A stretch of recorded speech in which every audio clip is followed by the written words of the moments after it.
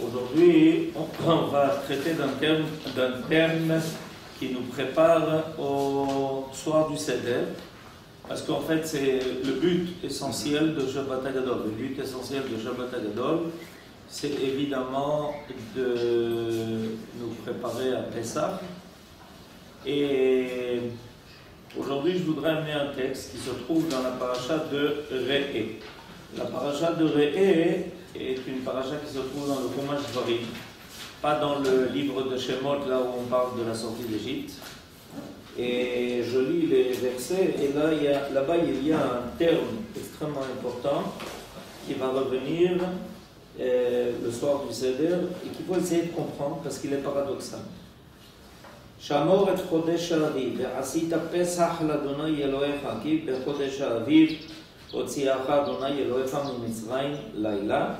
Donc, prends garde au mois du printemps pour célébrer Pessah en l'honneur de l'Éternel ton Dieu, car c'est dans le mois du printemps que l'Éternel ton Dieu t'a fait sortir d'Égypte la nuit. Et là, il est marqué la chose suivante. Lo tochal alav chametz, tu ne consommeras pas de chametz. Shivat yamin pendant 7 jours. Tochal alav matzot lechem oni. Durant 7 jours, tu mangeras avec elle des matzot, pain de misère. Lechem oni, pain de misère, qui bechipazon yatzata mi'aret Mitzrayim, car c'est avec précipitation que tu as quitté le pays d'Égypte. Et il faut que tu as quitté le pays d'Égypte, les mantiskor, et il faut que tu te souviennes de ce jour, le jour de sa sortie d'Égypte, tous les jours de ta vie. Kol yameh chayecha.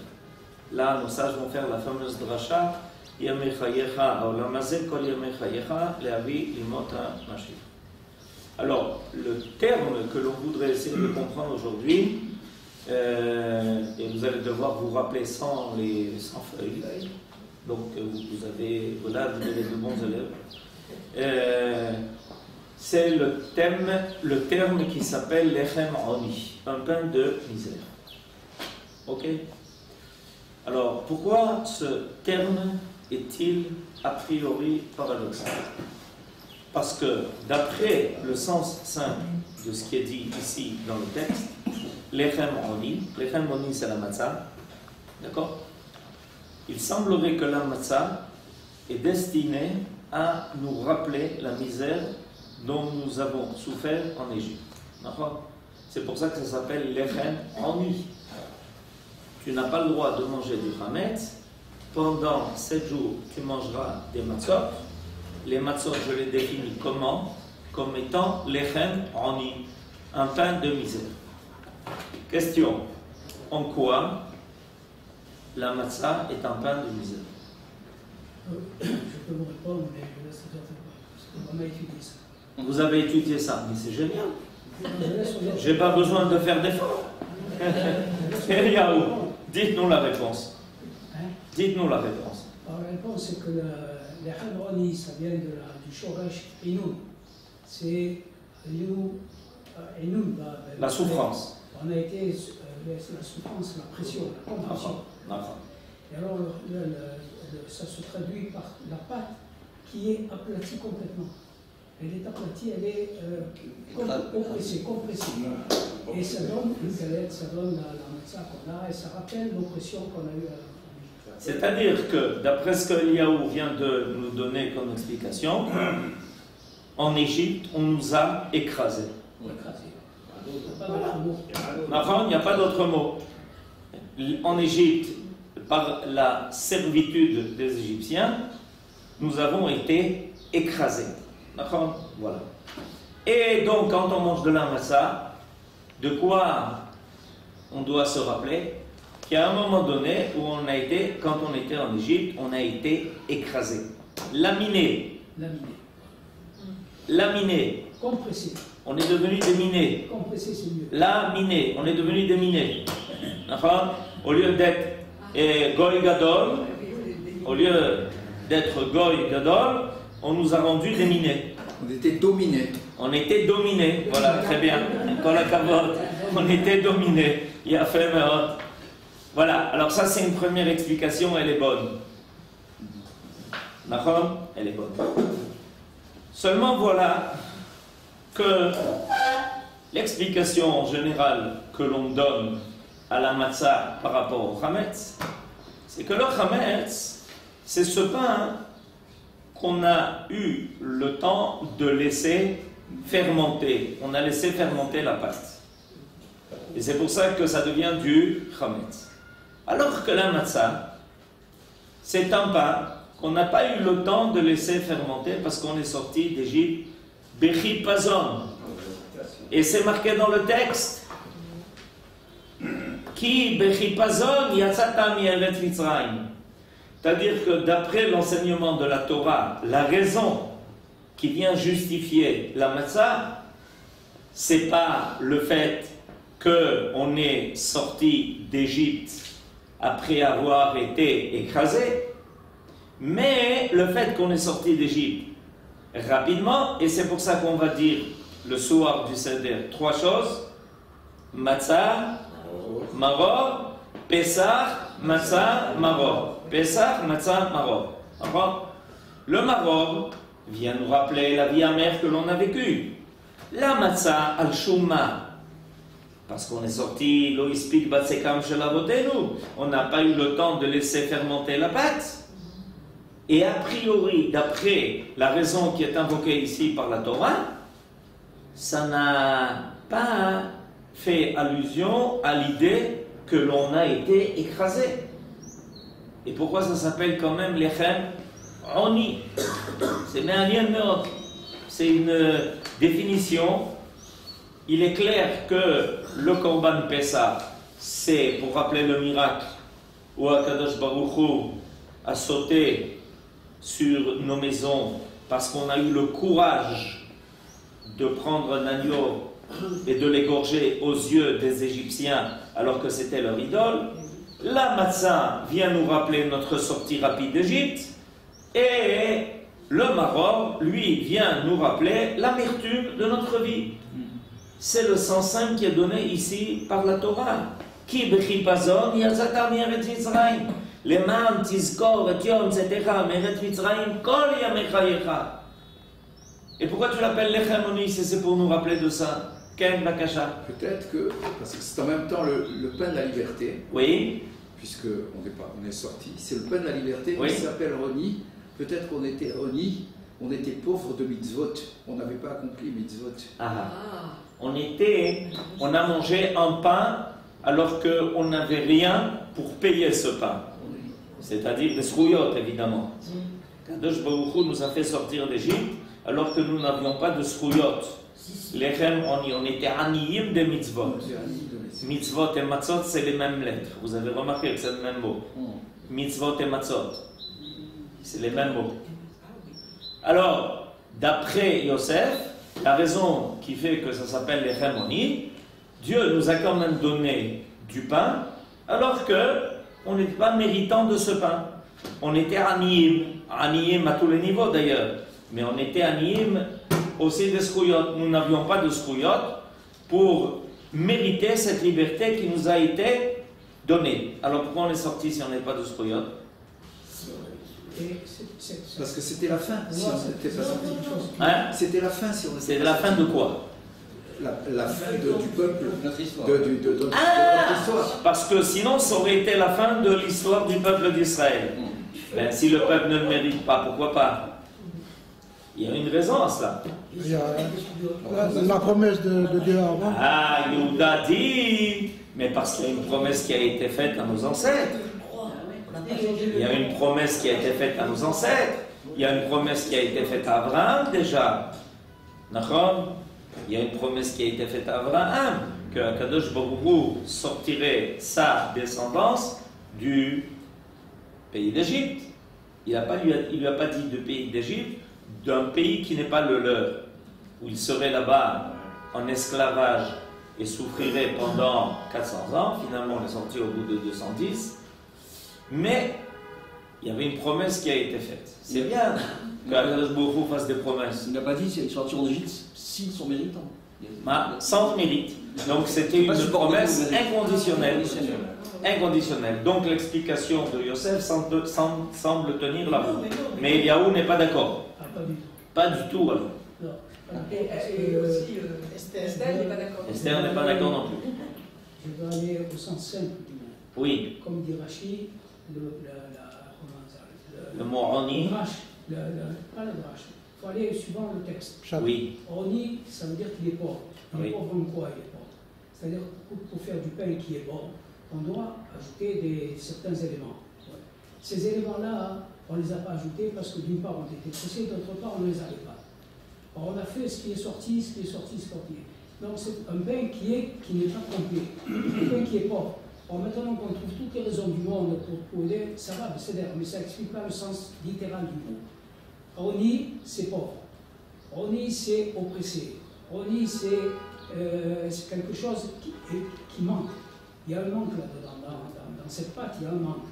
Il manque la levure, il manque le sel, il manque un tas de trucs. Alors, il faut aller suivant le sens. Alors maintenant, que la promesse de beaucoup, etc., ça ne rend pas en ligne de compte. D'ailleurs, eux-mêmes, ils ont été surpris, puisqu'ils sont partis en ripassant. Personne ne s'attendait à ça. Alors, ok. Esther, pourquoi vous n'étiez pas d'accord? Parce qu'on avait déjà 3 mérites en terre d'Égypte, on n'a pas changé nos noms, on n'a pas changé nos vêtements, et le troisième c'était notre langue. La langue. La langue. On avait quand même des mérites. On avait quand même des mérites. Alors Gabriel, qu'est-ce que vous nous dites? Un pain où il n'y a pas de gava. On se pousse à la volonté sans avec un ava. Et c'est ce qui nous permet de sortir. Parce que si on commence à avoir un certain orgueil, on va contester ce pain de misère. Or, c'est ce qui nous convient à ce moment-là de la sortie. Il faut qu'on soit un ave. C'est la même racine. C'est-à-dire que la massa vient nous rappeler d'être petit. Un peu plus modeste. Rapetisser notre orgueil et c'est en fait pour nous rendre plus humbles, pour pouvoir être prêts à ce qui va arriver, ce qui va venir après, la Torah et tout ça. Alors quoi? La matzah que les Bnei Israël ont mangé, c'était pour leur donner une leçon de modestie. On donne à quelqu'un du pain, de la matzah, et on lui dit voilà, tu as bien compris, il faut être modeste. En général, quand quelqu'un reçoit à manger, effectivement, il y a un danger. Il y a un danger, voilà, j'ai de quoi manger. Alors que cette matzah vient au contraire lui dire non, sache que tu dois être modeste et humble, parce que ça rejoindra un peu ce que Yosef a dit. En réalité, tu ne méritais pas cette sortie, même si tu avais des mérites. Est-ce que ces mérites te faisaient quand même mériter de tels miracles que la sortie d'Égypte, la traversée de la mer Rouge, tout ça va ensemble. Ça va ensemble. Et alors voilà, aujourd'hui je voudrais vous amener un grand chidouche que fait le Rav Kook à propos de ce lechem-là, lechem Oni, et qui va peut-être nous aider à rassembler l'ensemble des choses qui ont déjà été dites. Lechem Oni, explication du Rav Kook, c'est le pain résultat de la misère. J'explique. En général, quand quelqu'un est riche, l'expression est « il a du pain à manger ». Ça veut dire il a de quoi manger. D'accord? Si on veut dire de quelqu'un qui, dis-moi celui-là, comment il est dans sa situation, t'inquiète pas, il a de quoi manger. On est d'accord? Il a fait. Le Rav Kook vient et fait un chidouche et il dit qu'il y a une situation de Oni qui est auteur, elle est auteur de pain. En général, tu penses que c'est la richesse qui est l'auteur du pain. Eh bien, sache qu'il y a une situation de Oni qui est auteur de pain.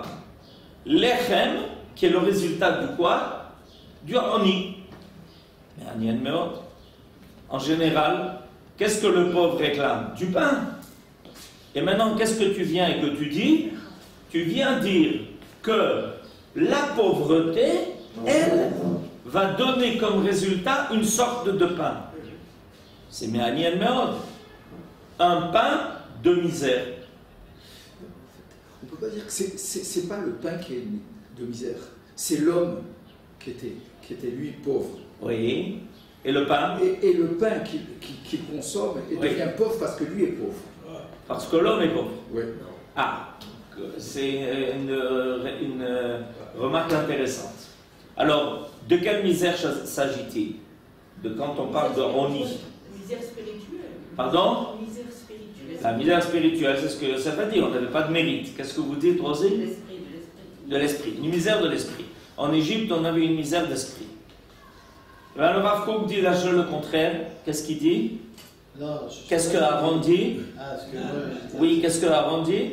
J'imagine que c'est aussi du fait que les Hébreux se sont coupés de leur héritage.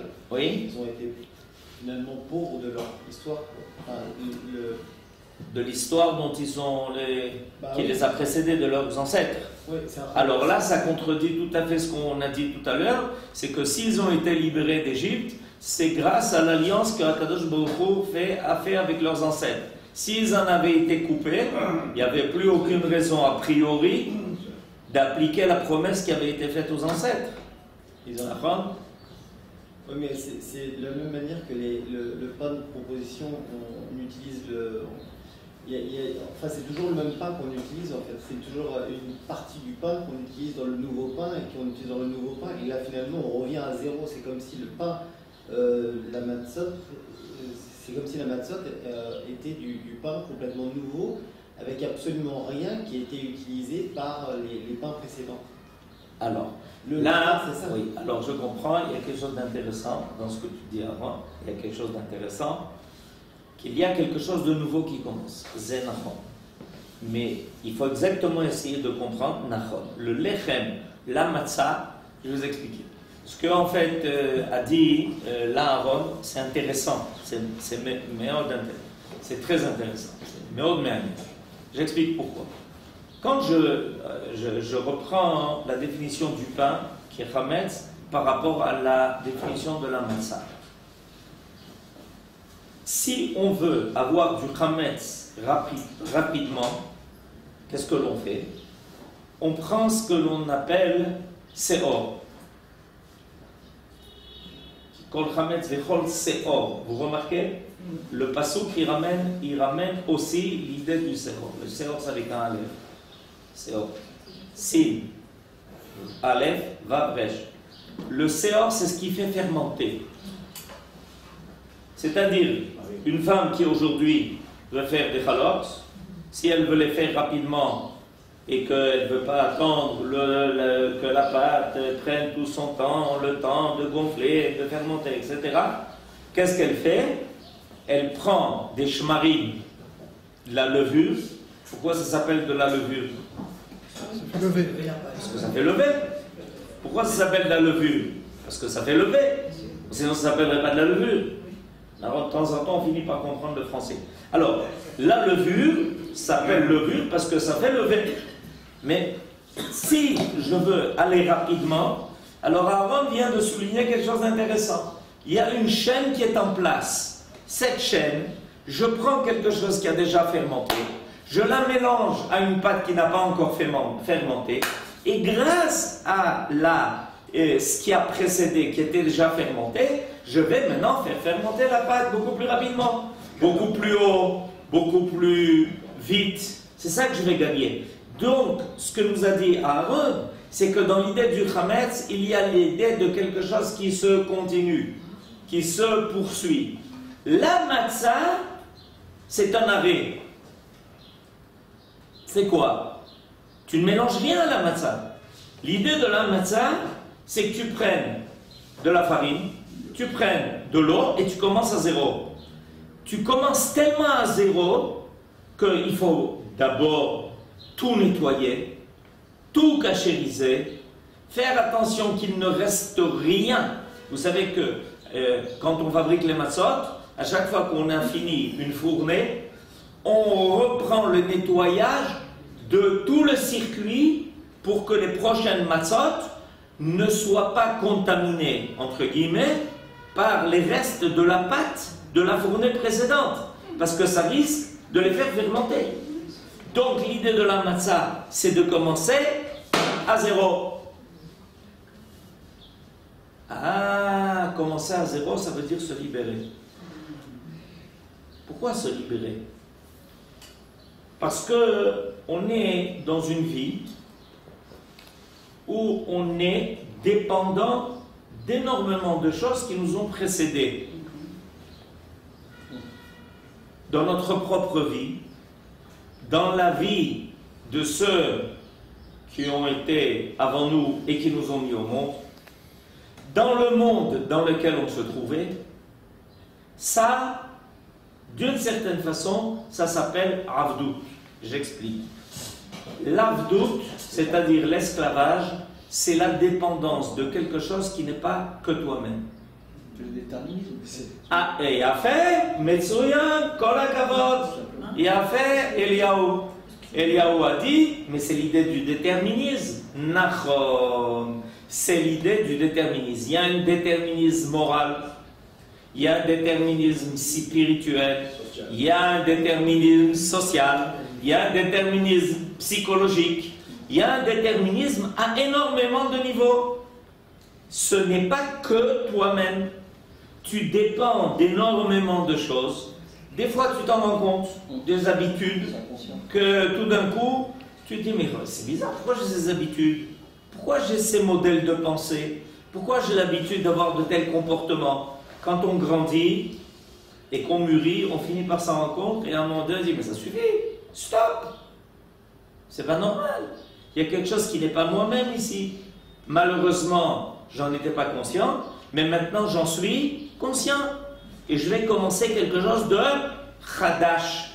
D'ailleurs, il est intéressant de voir que des fois, nos sages nous mettent des stations en nous disant, sache une chose, celui-là, il est libéré de toutes les fautes qui l'ont précédé. Ah bon? Comment ça? Oui. Par exemple, un khatan, chadash. Quoi chadash? Il y a 1 heure, il n'était pas marié. 1 heure après, il est marié. Chadash. Ma chadash. C'est pas le même bonheur? Non, ça veut dire que lui est donné l'occasion de pouvoir devenir indépendant par rapport à la vie qu'il a vécue précédemment. Il construit quelque chose de nouveau. Il peut se permettre d'avoir une autre façon de vivre que celle qui l'a précédée. Parce qu'il n'est plus seulement seul.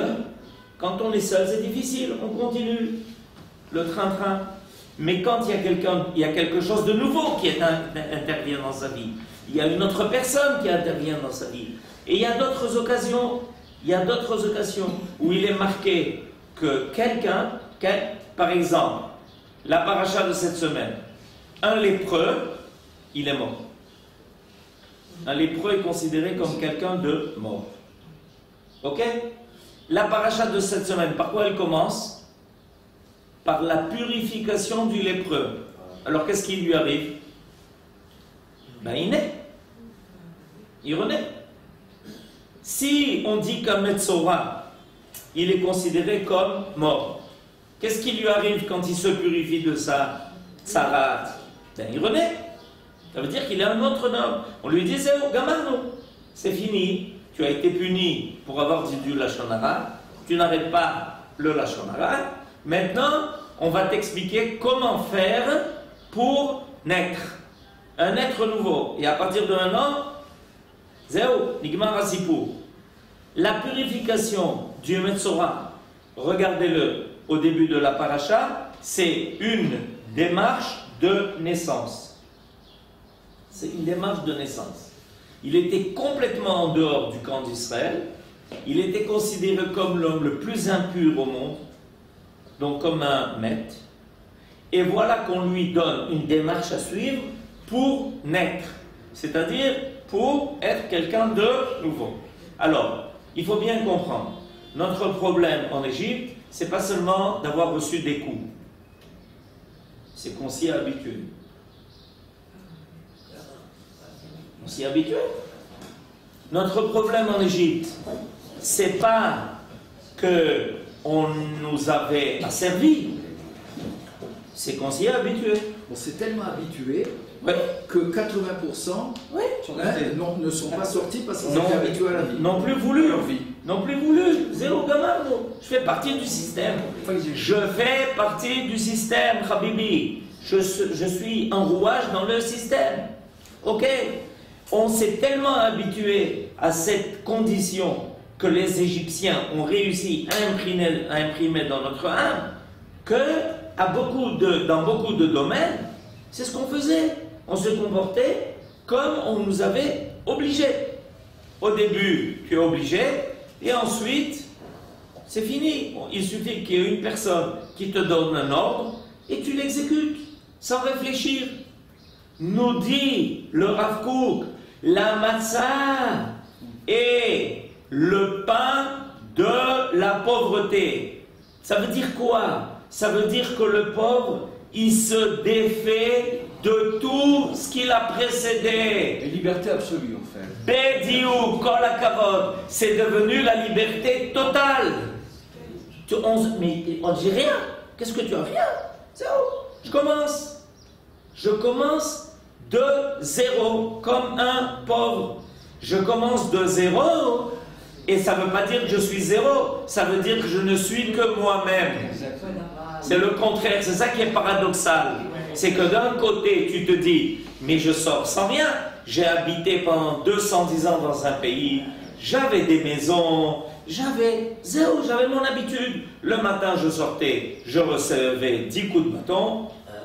J'allais au travail, en route, on me donnait 10 coups de bâton, je les comptais, je savais exactement combien de coups de bâton j'allais recevoir. Ça s'appelle la trecha. À Oran, c'est vrai. Non, au Maroc. Eh, Habibi, je ne sais pas si je vous ai raconté une fois.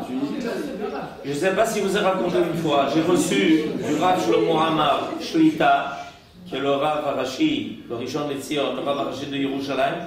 Il m'a donné un livre en cadeau. Je l'ai rencontré, il m'a donné un livre en cadeau. Et ça m'a intéressé. Et je vois qu'il y a les drachot là-bas, il raconte des histoires. Il raconte que quand il était Bachour Yeshiva au Maroc, il étudiait à la Yeshiva au Maroc, un jour, la police du Maroc, vous ne dites pas au Moyen-Âge, je ne suis pas au Moyen-Âge, le Rav Shlomo Amar, il vit toujours. Baruch Hashem Admea Ve'esrim, Yagzil Torah Ve'yadir. Il raconte qu'un jour, la police a convoqué tous les Bachourim de la Yeshiva, ok? Et les Rav, ils ne savaient pas pourquoi, ils sont arrivés au poste de police. Ils rentrent dans la cour du poste de police, il y avait une allée, et ils devaient passer dans l'allée. Des deux côtés de l'allée, il y avait 2 rangées de policiers marocains. Les Bachourim devaient passer au milieu. Il a dit que lui, il a resté vivant des coups qu'il a reçus parce qu'il y a un copain, un madrich de la yeshiva, qui s'est aperçu qu'il ne respirait plus. Alors il est venu à son secours, comme ça, sous les coups, et il a secoué, comme ça, de toute sa force. C'est un bachour qui était chazal. Et comme ça, il a repris sa respiration, et il n'est pas mort. Voilà ce qu'il a passé en Égypte, au Maroc, dans les années 60. On ne vous parle pas de Yatruc. Vous comprenez? C'était normal. Et quelqu'un pouvait ouvrir la bouche? Non. Quelqu'un pouvait dire quoi que ce soit? Non. Et un jour, on débarque en Eretz Israël, en Médinat Israël, et on te dit, va au défilé de Yom Ha'atzmaut. Ça a l'air différent, non? On oublie des fois. Yaman Tiskor et Yom Tzetecha Me'eretz Misraïm, Kol Yamecha Yecha. Attention si tu oublies. Alors c'est ça le lechem oni. C'est un lechem où on goûte le plaisir d'être pauvre pour avoir été libérés de tout ce qui nous avait été imprimé, de toutes nos entraves. Ces entraves-là, elles étaient à tous les niveaux. C'était pas une avdoute qui était seulement du corps, c'était une avdoute qui était du nefesh, c'était une avdoute du roi, c'était une avdoute qui était de toutes les habitudes auxquelles nous avaient habitués les Égyptiens, y compris jeter les garçons dans le Nil. Vous comprenez, par exemple, le pharaon, il peut faire convoquer les 2 sages-femmes et leur dire: c'est vous les 2 sages-femmes qui mettez au monde tous les enfants? Oui. Bon, écoutez, alors, à partir de demain, d'accord, quand il y a une femme qui vous appelle pour accoucher, évidemment, vous étranglez le bébé. Si c'est un garçon. Si c'est un garçon. Mais il trouve ça tout à fait normal, il y a surtout un problème. S'il y a un problème pour une sage-femme d'étrangler un bébé, c'est son rôle, c'est ce qu'elle a appris à faire, non? C'est pas ce qu'elle a appris à faire. Et tout d'un coup, qu'est-ce que nous dit la Torah? Que les 2 sages-femmes n'ont pas exécuté l'ordre du pharaon. Mais je ne sais pas si vous vous rendez compte ce que ça veut dire. Ça veut dire qu'elles étaient libres. Voilà ce que ça veut dire. C'est-à-dire au niveau du pharaon, mais c'était une exigence qui était des plus normales.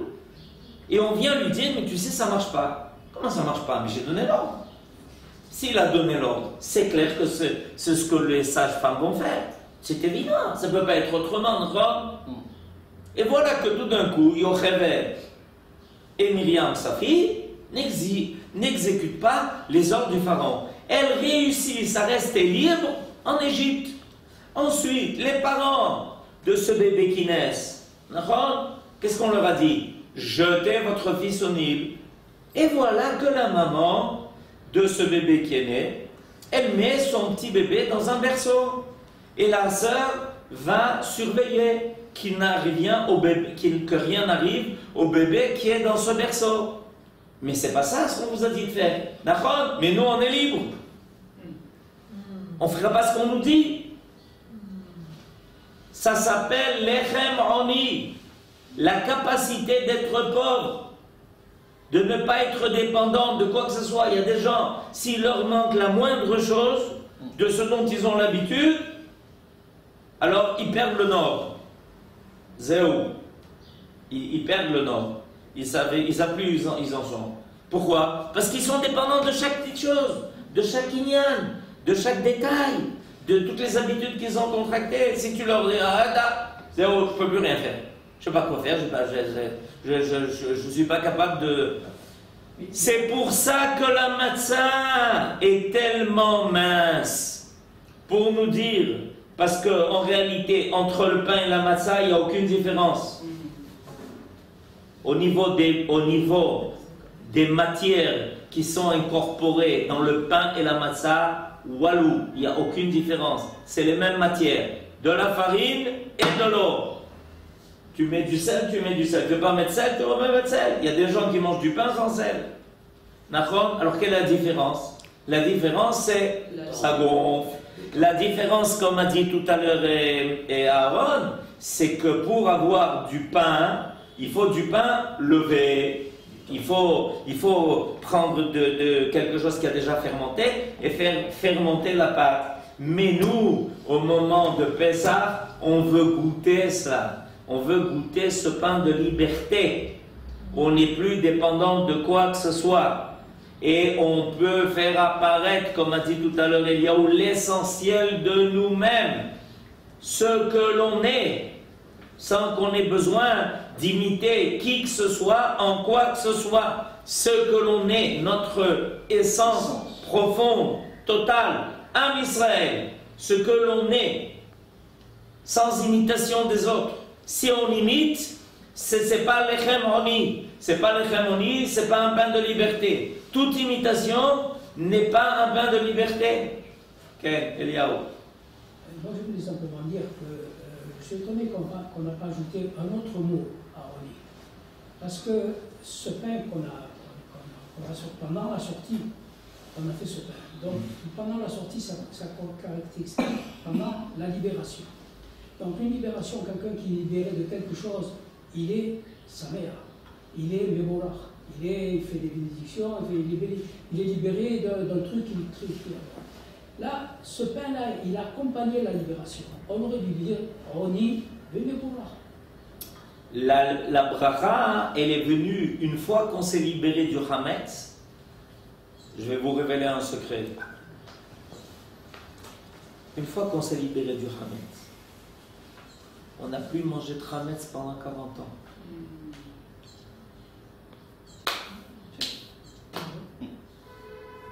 Vous avez pensé une fois à ça? Pendant 40 ans, on n'a plus mangé de Hametz. Pourquoi? Parce qu'on mangeait de la manne. D'abord, on se libère du Hametz, et ensuite est venue la bracha. La bracha, c'est devenu un pain qui est descendu du ciel, ya habibi. Ça m'est descendu du ciel. Je vous assure que ce pain, il avait une autre qualité que le pain qu'on achète à la Macolet. Il n'y avait pas besoin de levure. J'ai une question. Est-ce que les Juifs, dans le temps de Pharaon, en Égypte, etc., est-ce qu'ils étaient capables de se débarrasser de ces habitudes? Est-ce qu'il y avait une condition humaine? En étant en Égypte. Il n'y a qu'une tribu qui a réussi ça, Madame Lévi. C'est la tribu de Lévi. Eux, ils sont restés indépendants. Ils ont fait la Brit Mila. Ils n'ont pas travaillé. Ils n'ont pas transgressé Shabbat, ils ont continué de respecter Shabbat. Ils ont réussi à garder leur indépendance. Et c'est pour ça qu'ensuite, cette tribu de Lévi va devenir la tribu des éducateurs. Parce que si on veut réussir l'éducation, il faut faire le contraire de ce que l'on a l'habitude de faire, de l'éducation à la jésuite. C'est-à-dire, ça veut dire quoi? Dompter. Le principe de l'éducation tel qu'on l'a connu là-bas, c'est dompter. Ça veut dire devenir ce que moi je veux que tu deviennes. Alors que l'idée fondamentale de l'éducation, c'est de permettre et d'aider la personne à être ce qu'elle est jusqu'au bout, pour qu'elle puisse révéler son âme qui est unique, parce que l'âme d'aucun de nous ne ressemble à l'âme de l'autre. Mais on est tous reliés à l'âme de Am Israël. Ça c'est sûr. Shabbat Shalom. Le mot du mal en deux et de révéler la lumière qui se cache là où pour le moment elle est occultée. Amen.